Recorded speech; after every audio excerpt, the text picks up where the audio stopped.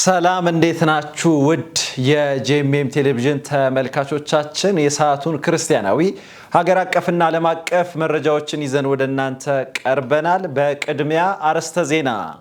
በኢትዮጵያ ቃለ ሕይወት ቤተክርስቲያን በወላይታ ቀጠና ጽሕፈት ቤት ጋሻ ማጣፋ በወላይተኛ ቋንቋ ህትመት የምስጋናና ምረቃ ስነ ስርዓት በድምቀት ተካሄደ። የኢትዮጵያ ሀገራዊ ምክክር ወደ ዋናው ምዕራፍ ተሸጋገረ። ከውጪ በህንድ ምዕራብ ቤንጋል የሚገኙ ክርስቲያኖች ተንኮል አዘል ፕሮፓጋንዳ ለመቃወም የክልል አቀፍ ዘመቻ ጀመሩ። በወላይታ ቋንቋ የታተመው ጌሻ ማጣፋ መጽሐፍ ቅዱስ በድምቀት ተመረቀ። በኢትዮጵያ ቃለ ሕይወት ቤተክርስቲያን በወላይታ ቀጠና ጽሕፈት ቤት ጋሻ ማጣፋ በወላይተኛ ቋንቋ ህትመት የምስጋናና ምረቃ ስነ ስርዓት በድምቀት ተካሂደዋል። የወላይታ ዞን ዋና አስተዳዳሪ ፕሮፌሰር ሳሙኤል ተሰማ መጽሐፍ ቅዱስ ለመላው ወላይታ ህዝብ አቅምና ጉልበት የሆነ በራሳችን ቋንቋ ተጽፎ ተደራሽ መሆኑ ለቋንቋው እድገት ለተፈጸመው ምስጋና አቅርበዋል። አስተዳዳሪው አክለውም የመጽሐፍ ቅዱስ አዲስ ህትመት ለምዕመናን በቋንቋቸው በቀላሉ ለመረዳት ማስቻል ብቻ ሳይሆን ለማንኛውም የእግዚአብሔር ቃል ፈላጊ ሰው በቀላሉ ተደራሽ በመሆን የመንፈሳዊ እድገትን፣ የቤተሰብ ግንኙነትና የማህበረሰብ ስነ ምግባርን እንደሚያጠናክር ተገልጿል።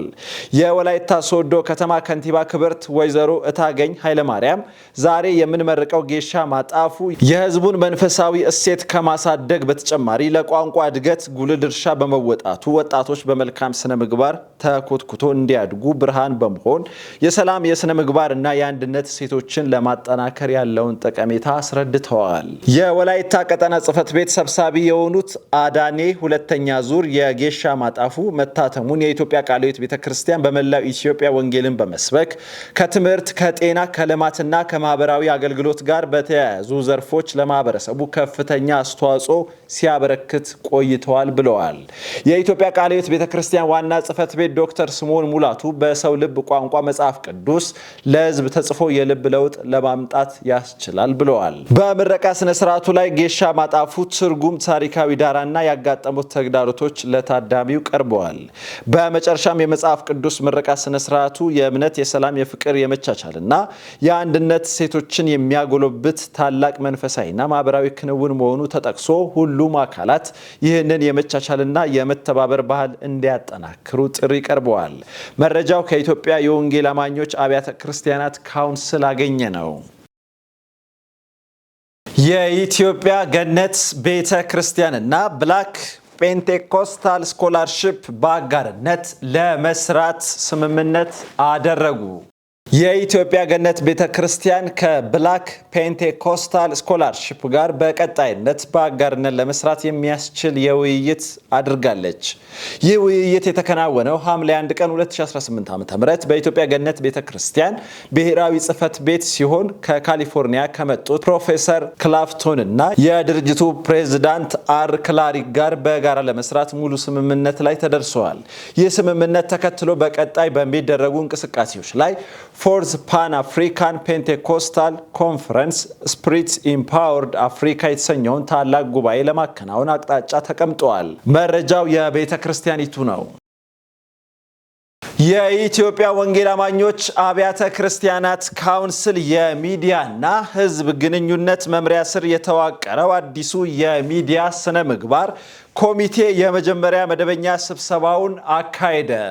ካውንስሉ በቅርቡ ባጸደቀው የሚዲያ ፖሊሲ መሰረት ፍቃድ ላላቸው የወንጌላውያን ሚዲያዎች ጥሪ አቅርቦ የነበረ ሲሆን በዚህም ጥሪ መሰረት በተካሄደው የፖሊሲ ውይይት ላይ ከተገኙት የሚዲያ መሪዎች መካከል በቀጣይ የወንጌላውያን ሚዲያዎችን ለመደገፍ ለማብቃትና የሙያ ስነ ምግባርን ለመቆጣጠር የሚያስችልና የባለድርሻ አካላት ተሳትፎ የተረጋገጠበት የሚዲያ ስነ ምግባር ኮሚቴ ተዋቅሮ ነበረ።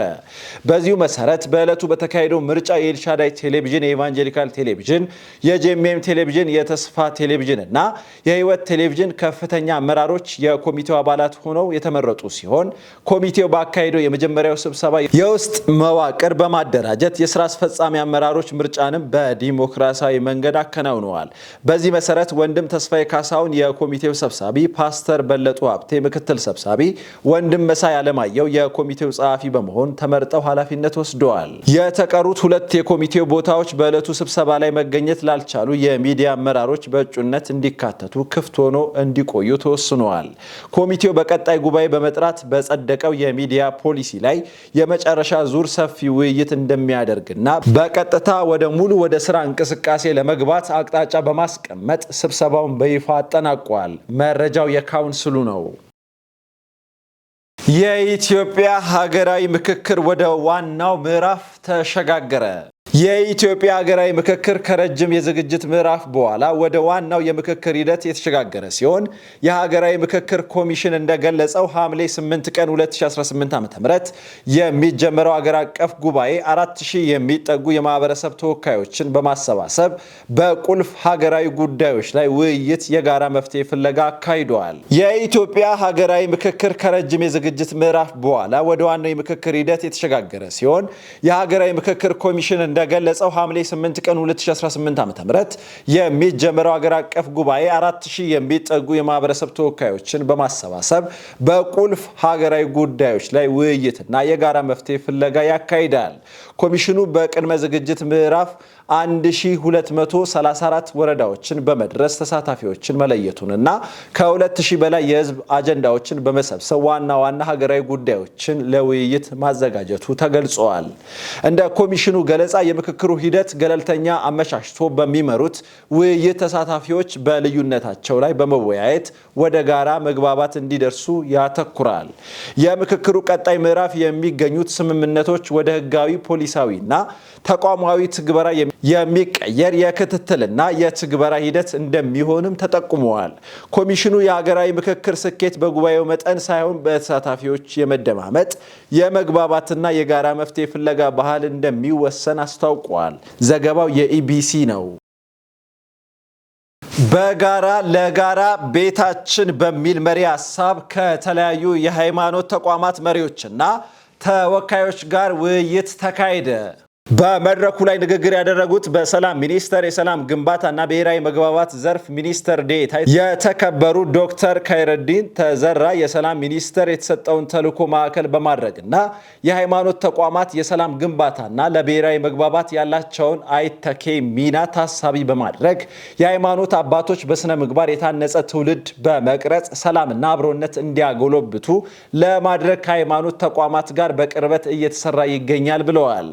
መንግስት የሃይማኖታዊ በዓላት በሰላም ተከብረው እንዲጠናቀቁ በትኩረት እየሰራ እንደሚገኝ የገለጸ ሲሆን ሚኒስትር ዴኤታ በ2019 ዓ.ም ሆነ በየዓመቱ የሚከበሩ ሃይማኖታዊ በዓላት ከሀገራዊ ኩነቶች ጋር ሳይደራረቡ በሰላም ተከብረው እንዲጠናቀቁ ለማድረግ ተቀራርቦ መስራት ተገቢ መሆኑን ገልጸው ይህ ሂደት ቀልጣፋ ለማድረግ በትኩረት እንደሚሰራም ተናግረዋል። በመድረኩ ላይ የተገኙት የሃይማኖት መሪዎች በቀጣይ ትኩረት በሚሹ ጉዳዮች ላይ ሀሳብ አንስተው ውይይት ተደርጓል። ከሚኒስቴር መስሪያ ቤቱ ጋር በየወቅቱ ተቀራርቦ የመስራት ተግባሩ በርካታ ጉዳዮች ዙሪያ አብሮ ለመስራት እድል መስጠቱን ገልጸው ሂደቱን አጠናክረው እንደሚቀጥሉ ተናግረዋል።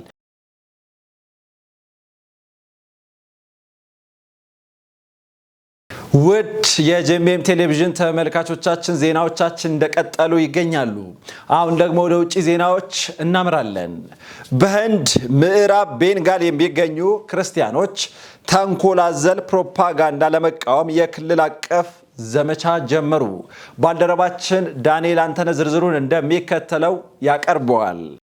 በህንድ ምዕራብ ቤንጋል የሚገኙ ክርስቲያኖች ተንኮል አዘል ፕሮፓጋንዳን ለመቃወምም በህንድ በምዕራብ ቤንጋል የሚገኘው ባንጊያ ክርስቲያ ፓሪሼባ ወይም ቢሲፒ በክርስቲያኖች ላይ የሚሰራጩ የተሳሳቱ መረጃዎችን፣ የውሸት ቪዲዮዎችን እንዲሁም ጥላቻ ፕሮፓጋንዳን ለመቃወም የ2 ሳምንት የክልል አቀፍ የማነቃቂያ ዘመቻ መጀመሩም ተነግሯል። የማስታወሻ ማቅረቢያ 2 ሳምንት በሚል መሪ ቃል የተጀመረው ዘመቻም እስከ ሐምሌ 19 ድረስ የሚቆይ ሲሆን ለምዕራብ ቤንጋል ዋና ሚኒስትሪ፣ ለዲስትሪክት አስተዳዳሪዎችና ለሌሎች የመንግስት ኃላፊዎችም የቅሬታ ማስታወሻዎችም ይቀርባሉም ተብሏል። ቢሲፒ እንደገለጸውም በክልሎች የሚገኙ የክርስቲያን ትምህርት ቤቶች፣ ሆስፒታሎችና የበጎ አድራጎት ተቋማት በውሸት የተሞሉ የማህበራዊ ሚዲያ ዘመቻዎችንና ተንኮል አዘል ፕሮፓጋንዳን እየተጠቀሙም ነው። እንደ ተቋሙ ገለጻ ከሆነም እነዚህ የተሳሳቱ መረጃዎች የጥላቻ ንግግሮችን በማባባስም ወደ ተግባራዊ ጥቃት ሊያመሩ እንደሚችሉም አስጠንቅቋል። ውሸት እንደ እውነት ሲሰራጭ ዝም ማለት አንችልም ሲሉም የቢሲፒ መሪዎች በሰጡት መግለጫም አስታውቀዋል። የዘመቻው ዋና ዓላማም እውነትን ማስከበር፣ የክርስቲያን ተቋማትን መጠበቅና የመንግስት ተጠያቂነትን ማረጋገጥ መሆኑንም ገልጸዋል። በተጨማሪም የክርስቲያን መሪዎች ህብረተሰቡ በሃይማኖት ነጻነት፣ በሰላምና በእውነተኛ መረጃ ስርጭት ዙሪያም የጋራ ኃላፊነቱን እንዲወጣ ጥሪ ማቅረቡንም ኢንተርናሽናል ክርስቲያን ኮንሰርን በዘገባውም አስታውቋል። በወንጌል ዝማሬዎቿ አንጋፋ የሆነችው ሺርሊ ሲዛር አሁንም ለጌታ እያገለገልኩኝ ነው ስትል ተናገረች። ውድ የጄምቤም ቴሌቪዥን ተመልካቾቻችን አርዕስተ ዜናዎችን እናስታውሳችሁ። በኢትዮጵያ ቃለ ሕይወት ቤተክርስቲያን በወላይታ ቀጠና ጽሕፈት ቤት ጋሻ ማጣፋ በወላይተኛ ቋንቋ ህትመት የምስጋናና ምረቃ ስነ ስርዓት በድምቀት ተካሄደ። የኢትዮጵያ ሀገራዊ ምክክር ወደ ዋናው ምዕራፍ ተሸጋገረ። ከውጪ በህንድ ምዕራብ ቤንጋል የሚገኙ ክርስቲያኖች ተንኮል አዘል ፕሮፓጋንዳ ለመቃወም የክልል አቀፍ ዘመቻ ጀመሩ። ውድ የጄምቤም ቴሌቪዥን ተመልካቾቻችን ለሰዓቱ ያዘጋጀነው ክርስቲያናዊ ሀገር አቀፍና ዓለም አቀፍ መረጃዎቻችን እኚህ ነበሩ። መረጃውን ወደ እናንተ ያቀረብኩት እኔ ኤልያስ ወንድሙ ሲሆን ያዘጋጁት ነፃነት ዋቁማ፣ የአብስራ ሳሙኤል፣ ዳንኤል አንተነ በጋራ በመሆን ነበረ። ከቀሪ የጄምቤም ቴሌቪዥን ፕሮግራም ጋር እንድትቆዩ ጋበዝኩኝ። ሰላም ለእናንተ ይሁን።